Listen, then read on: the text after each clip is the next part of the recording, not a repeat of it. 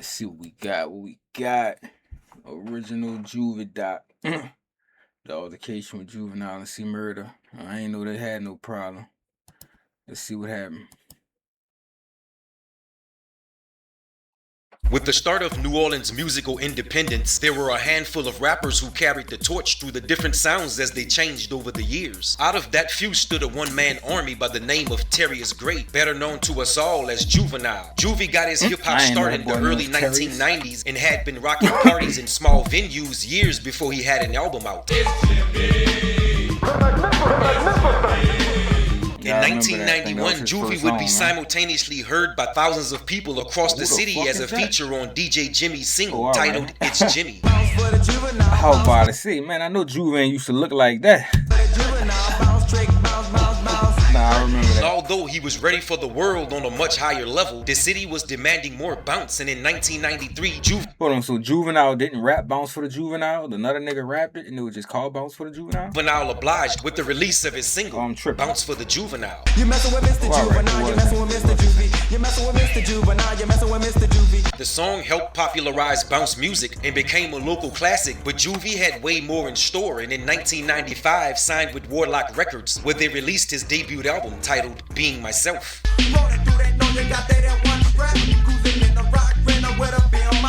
The album didn't receive much national attention and didn't chart on any billboards, but it did get the attention of the Cash Money giants, the Williams brothers. With the momentum from the release of his previous album, Cash Money decided to keep his buzz going and put him in the studio with the legendary Manny Fresh. And for Juvenile, I bought Juvenile to Cash Money. You know, I met Juvenile, well, you know, I've been knowing him through the hood and shit, whoop de whoop, but Juvenile was at a bus stop coming from work one day. You know, he tell a story sometimes. Sometimes he I heard all these stories. I'm trying to see what happened. Why Dooney, Sterling, and Mosquito made up the original Notorious Central City-based crew. But Juvenile, Turk, Lil Wayne, and BG would carry out the lifestyle of the original Hot Boys through rap, and they made millions with it. Now you run into your family and you ask for help. Look, you invented some beef you can't avoid yourself. The Hot Boys set records, sold out stadiums, and ultimately became rap's biggest movement from its start to its prime. And although Juvie was a hot boy, he was still the label's most demanded artist at the time. So after their debut album release as a group titled Get It How You Live, Juvie ain't never went to no other label throughout his whole little career. Immediately followed up with Juvenile's 400 Degrees album release, which was Juvie's as well as the label's breakout album to the masses after receiving extensive backing from Universal Records. Juvenile hit big, like Han did. Like, that's platinum, and that was a different status for New Orleans for Wowzers Entertainment when Juvenile hit with Han. You on a 3-day flight line. You full of that diesel line. You ducking them people line. No matter what place, crowd, or circle of people, real is real in any setting, and it always comes out, which is highly noticeable whenever Juvenile is in the building. Juvie ain't think I'm chilling, I'm a dog about mine. Yeah, Juvenile, I Need It in Your Life. Right at the courthouse, I was there. About 4 or 5 other Juvenile videos. The album's first single, Huh, and later Back That Ass Up, both became household songs, charting on the Billboard Hot 100 and the Hot R&B Hip Hop Songs chart. Juvie called me. I'm on Billboard Hot 100. Looking uncomfortable like a motherfucker. And the Hot R&B Hip Hop Songs chart. Juvie called me. I'm all up in New Orleans over by the stove. Juvie got all kind of shit up under the bus, man. Crazy shit. I said, man, he said, yeah, and I didn't know Juvie was hustling still. I would like to thank everybody in this motherfucker for supporting my album 400 Degrees and helping me sell 5 million copies. Juvie had 5 million records and shit, and it was still hustling, man. That was crazy. He wasn't seeing all that money. Platinum. And he had me in the hood. We was shooting the video I needed in my life. After the success of 400 Degrees, Juvenile found himself in the court battle with the local bounce legend DJ Jubilee over the rights to the song Back That Ass Up. Jubilee won the case, and because Juvenile wrote the song, he was sued and not Cash Money. Sources say Jubilee took in right at $2 million from winning his case. Regardless, the album sold 4 million plus. I thought Juvie had won that case. I remember that. I thought Juvie had won. So, Jubilee came out with his shit units and made Juvie and Cash Money Records household names. In 1998, Cash Money Records released a remixed version of Juvenile's first album, Being Myself, and re-released Soldier Rag as a single, which opened the door to the Hot Boys' second album as a group, but first national attempt. These Hot Boys back at it again, you heard me?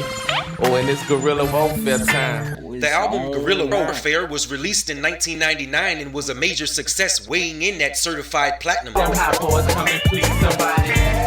Stay on fire, they gon' burn it. Even after the major success of the Hot Boys, Juvie's solo ventures kept coming and they all reached platinum status. The G Code in 1999, which went certified double platinum, and Project English in 2001, which went certified platinum. After major disagreements between himself and the Birdman, Juvie left the label, where he followed up with a few ventures of his own.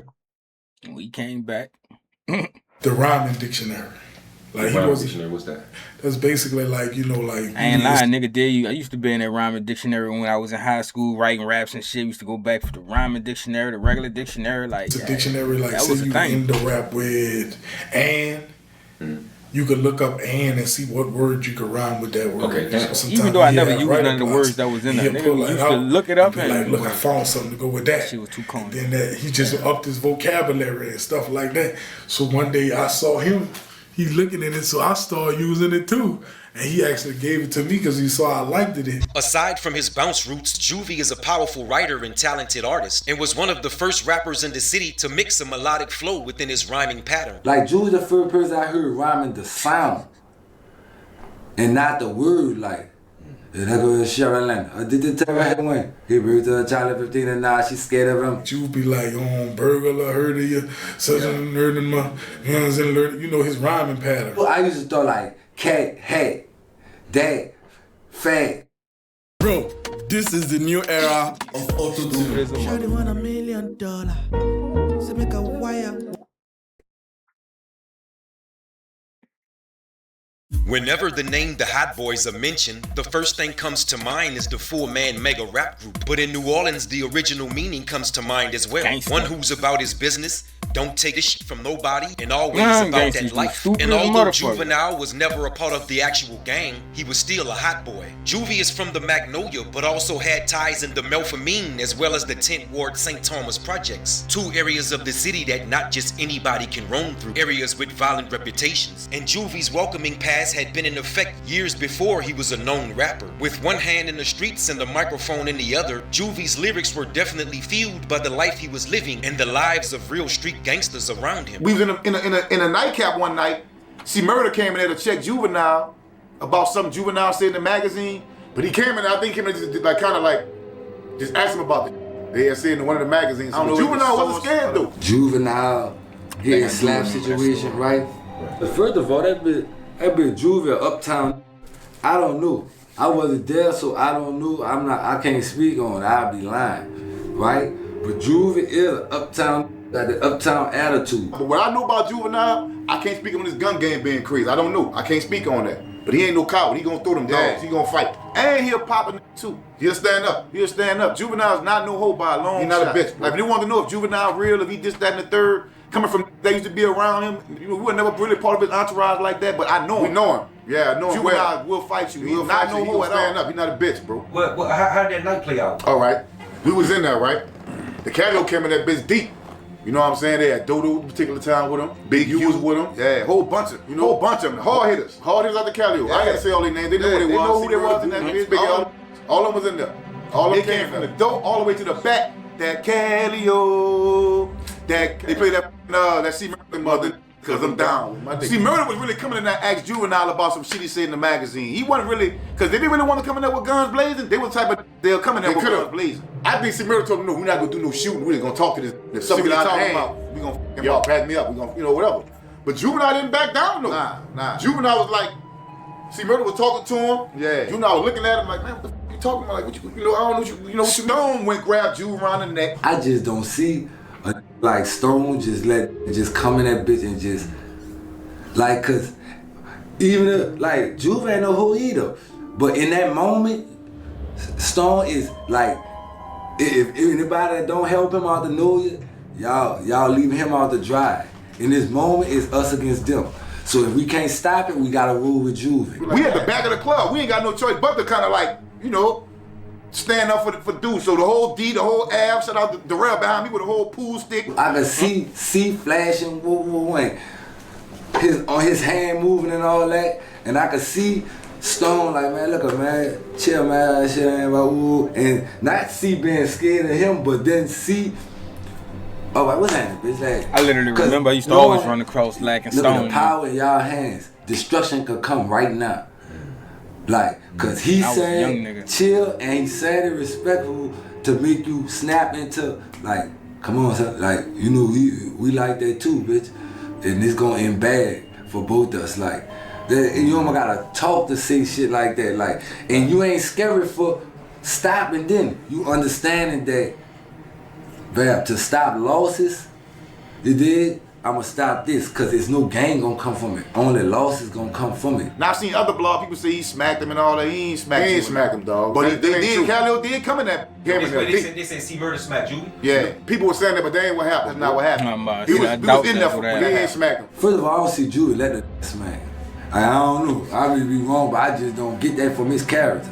I don't see him just letting him smack him. And then I don't see a smacking him and then it being cause the whole project, the whole Yo Preston and Stone just letting it go like that. So listen, this is a true story, Brown. Can nobody tell you? Ask Juvenile. He'll tell you. Ask whoever was in that bitch this particular night. I left the club. I stayed in 11 Water at the time, you know what I'm saying? It was probably like about 5 blocks from the club. I went got a Mag 90 and I got a 45. You know what I'm saying? I came back to the club, I gave Stone a 45. You know what I'm saying? I grabbed a Mag 90. I tapped my brother already had a gun on him. He stayed, he ain't never left. Yeah. I walked you outside, got in the Bentley with him, closed the door. You know what I'm saying? The Cali was standing around, they weren't really tripping though, because they had kind of talked the shit down. Murder had to say what he had to say. Right. So the Yo wasn't really tripping. But Juvenile was ready to get the fuck out of there. And I don't blame him. I got in the car with him. Juvenile, I got in the car with him. We rolled to the project, playing the rear view, playing the sides and shit, making sure nobody ain't following us. Got in the car, he dropped me off on the Cell Street. I got out, Juvenile pull off. Mm-hmm. You did? So from that night, there was never an issue with C and Juvenile? Nah, it was an issue after that. Nah, it was cool after that. See, Murray just wanted to get some straight in that night. So Stone came back the next day. Stone came back right the next day in the LD. Stone came out and said, look, man, I don't know how Juvenile give a nigga back the pistol. Give me back the pistol. He said, I don't know nothing, but he said, man, but good looking out. Thank y'all, dog. And I felt good. I was able to help from the hood. You know, it was some. But at the same time, when I went to the Yo, like, twin, bitch, you lucky. You know what I'm saying? Mm-hmm. It was like, you know, y'all saved the blah, blah, blah. And I'm saying to myself, shit, I ain't saving. I just stood up for my hood. Everyone should have a folding chair like this. With just a quick flick, it goes from a bag to a seat in 1 second. Sit. He's shown he's about that life in the public's eye on several occasions and started one of the biggest Cash Money campaigns during the denial of his share of the pie from the label's officials. He's a product of the NO's worst eras and is one of the last to survive them. The violent times of the Scully and Metz era, the 1990 homicide record-setting era, and the Cash Money industry takeover era. Juvenile was there and relevant in every one. By the time Cash Money Records were in position as the world's biggest rap label, Juvie was recognized as the label's biggest rap artist, a position he earned through pure talent and having such stories that painted raw images of hood life for anyone who was listening. It's crazy how shit changed. Juvie definitely was the biggest out here. Juvie, Slim, Mystical, and then it became Wayne, and just Wayne. Got going and pissed off, running with your peers, got school and came home, now you're back out, chill. With the assistance of Manny Fresh and the backing of the world's most respected label, Juvie couldn't lose and even stayed relevant for years after he started his own record company. 12 studio albums, 3 compilation albums, 2 collaborative albums, 7 mixtapes, and a slew of singles all make up the foundation that sustains Juvenile's legacy in the industry. Juvenile the owner, they got me on the label, Skip. We have Skip in the building. Skip. Once again, let me slow it up for y'all. UTP, Skip, Holly Grove. I'm straight Holly Grove, you know that. But I'm old school, Bishop Project, like a throwback. What was the effects of that? Know You Clap hit? That bitch hit in 2 different ways, a couple of different ways. That was huge. We thought that bill gonna be big, but we didn't know that bill was gonna be that big. Wack had made the original. He came with the original Know You Clap when he was just talking about the walls and shit. That's the first one he dropped. Him and his homie, they were doing a dance in the club. We got with Jay Prince and them, and they heard that bitch knew it was a hit. So we said we're gonna tailor make this bitch for the whole country. That's when we came with the remix. Remix. Wack, Juvenile. Wait a minute. The Know You Clap came out under Rap Lot? The Know You Clap come out under Rap Lot at first. It was Wax solo song. Everybody had solo songs on the album. It was a group album, me, him, and Juve. UTP. He partnered up with the Houston-based giant Jay Prince and was able to launch his own label called UTP Records. The label's most notable Jay Prince and was able to retarded. That bitch had to be Moissanite back then. I know you ain't pay a fucking $1 plus for that bitch. To launch his own That's label what it cost in real VVS diamonds. UTP Records. The label's most notable song was a single titled Know Ya Clap, which was performed by the Magnolia Zone, Wacko. Catching that know ya, had you running down the driveway. Know Ya Clap brought major success to the label and proved that Juvie could be successful on his own. Then Atlantic came into the picture. But when we get to Atlantic, the focus went straight to Juve when we did Atlantic, though. It wasn't on us no more. We had one of the hottest songs in the country.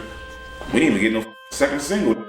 Yeah, that's crazy. How we ain't had a second single? That was terrible. Should have been at You Can Have It No Later, but them hoes, they for everybody. Anybody had any success of that magnitude, automatically gets a second single. They didn't even give us a second single. Should have been a one. Katrina hit, focus went straight to Juve. It was over for us. Know Ya Clap dropped in 04. Boom. On TV, broadcast everywhere. 05, Katrina hit. I'm gonna go from doing the wall shows to the FEMA line. Imagine that fall off. Phew, crash. They put a move on Whack. Like I said, Know Ya Clap come out as a single. The original Know Ya Clap is a Whack solo song. But the remix is registered to Juve. Damn. But then we knew the remix was gonna be a mother big song. So I said, oh, they had to put the move in it. Cause we was all on the label, we just turning songs in to hit So Juvenile. that's really how they fell out, motherfucking. He stole the same thing with that Fox Million and that Boosie song, that Wipe Me Down shit. It was Fox shit. Nigga gave it to Boosie to be bigger, and then you get cut out the pie, and it's your shit. That's crazy. They were registering the songs in our name like they were supposed to. They were coming back like they to hit Juvenile and them. They were registering the songs in our name like they were supposed to. They were coming back like they were supposed to in our name, but for some reason, the Know Ya Clap remix come back registered to Juve. I thought that was super fucked up like a mother right there. You knew this bitch was gonna be the single. How the original Wacko song, but the remix is somebody else's song to the same song. It had to do with publishing? Yeah, it had to do with publishing. That was bad paperwork. So kind of what happened with Birdman and Juve happened with Juve. That's what happened when you the rapper don't be knowing the business and they don't know how to go. That's why before I drop all my songs, I make sure I go register and I go do all that shit before I even drop that shit on the play. Because it's easy for you to just say, fuck it, I'm gonna put it on DistroKid and do it. And you do it, and then DistroKid probably be getting all the money that you supposed to be getting. But when you know your business and you go do your motherfucking copyrights and your publishing and all that shit first, and then you drop the song in the right way, then that's how you get your money. You know what I'm saying? I don't know what happened with Birdman and Juve. I don't know what happened with Bird. That had to do with publishing. That was bad paperwork. So kind of what happened with Birdman and Juve happened with Juve and Wack. I don't know what happened with Birdman and Juve. I don't know. I guess as far as money being involved and not getting with and it's crazy because Juve really I really don't think they fuck with each other. I think he said he still fuck with Skip, but yeah, I'm pretty sure.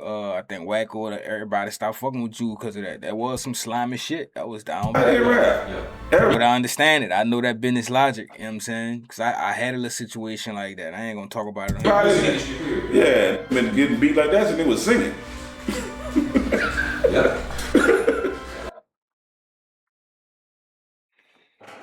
Yeah, man, you gotta know what you're doing in this business shit. It ain't nobody business to teach you business, especially if you're doing your own business. You know what I'm saying? So when you knew the first song, after the first song, you should make sure you did some paperwork you know what I'm saying? For that remix. You know, I feel like I'm supposed to be out here. Not all the work I put in. You feel what I'm saying? Like I'm supposed to be at a level where I'm supposed to be pulling my dues up out this shit. You hear me? But I'm out here. Right. You hear me? Like, you know. But that was the only big song you ever had was the Know Ya Clap remix. So you supposed to keep on working. After you played y'all down, you supposed to boom, you got to come back with another hit. You got to show them that boom, I made that shit. I can make another one and I can boom. So it was up to you to make another one. You ain't come back with it. You let it defeat you. You can't let the shit defeat you. After he did that shit, man, fuck it. Go back in the studio. Let me make the next big hit. You know what I'm saying? I ain't rapping. You know, I ain't been rapping in 15 years. You hear me? I've been out here. That nigga Juve fuck always rap, been man. like After that, no clap ain't go right. Juve He always say fuck be like, rap. man, y'all get the fuck from around here. Y'all niggas, they hot, you feel me? But that's just Juve. Juve was a little older too, right? Yeah, Juve was older than us, but he wasn't old as them, you feel me? Juve was basically like a young uncle, you feel me? Like he always like put the law down, like put it in a sleep or punch it out and shit like that. Like when you say, like a lot of people might be like juvenile, for wise as to the world that's juvenile, but to us that's Tanut, you feel me? Like be like, man, don't go on that post, that nigga Tanut be tripping, you feel me? Who that be like? Tanut. Come in, Wardy. Tanut. Shut the door, nigga. Like every hot boy in the group, Juvenile was experiencing some type of life hardship, a harsh reality placed on his own life by the hand of himself. And for Juvenile, it was the consistency of arrests. At the start of 2000, he was arrested in Mandeville, Louisiana, charged with 5 counts of aggravated assault and 3 counts of simple battery after an altercation with several women that took place at his house. In 2001, he was arrested in Miami for smashing a champagne bottle over a man's head during a fight at the Improv Comedy Club in Coconut Grove. He was arrested again in 2002 after assaulting his barber over bootlegging his music, and once again in 2003 on drug charges. On February 25th, 2010, he was arrested in Arabia, Louisiana on misdemeanor charges of marijuana possession and once again for disorderly conduct for his role in a brawl that took place in another Miami nightclub. Juvenile was arrested for disorderly conduct at a Miami hotel last night after allegedly getting into a fight. He was also arrested several times for child support matters, in total making his arrest record just as long as his discography. In 2019, Juvie has resurfaced with his original label and dropped a collaborative album with the Birdman titled Just Another Gangster. I see a nigga having fun like I was 16. I can't believe it's really happened, it was just dreams. From the bounce scene to the mainstream, Juvie stood the test of time and have evolved into an OG in the game. That's Humbra. That's what Juvie get Humbra from. The song Huh that Juvie made, a little bit of argument, if you will, about a guy, his real name is Corey. Yeah, I'm saying they got a dude off the Parkway named Corey. I think he artistic. You know, Corey find all the rappers and walk up on them say, you going to the store, huh? You know KL, huh? So I don't know if that's where Juvie got that from, but Juvie definitely ran across Corey. But Juvie a creative dude like that. Like some dudes can listen at you talk and make a hook off for the shit that you saying. Slim was like that. You know, he said, say that again? You know, he said it again. So I wouldn't be surprised if Juve got that from him. But I don't know this to be fact. But I'm saying it's probably a 50-50 shot.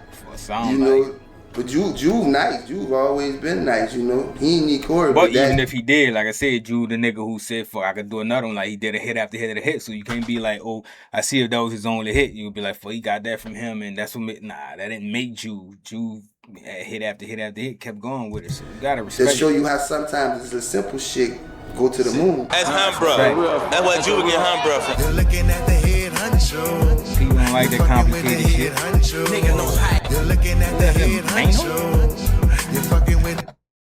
I thought that was Mano.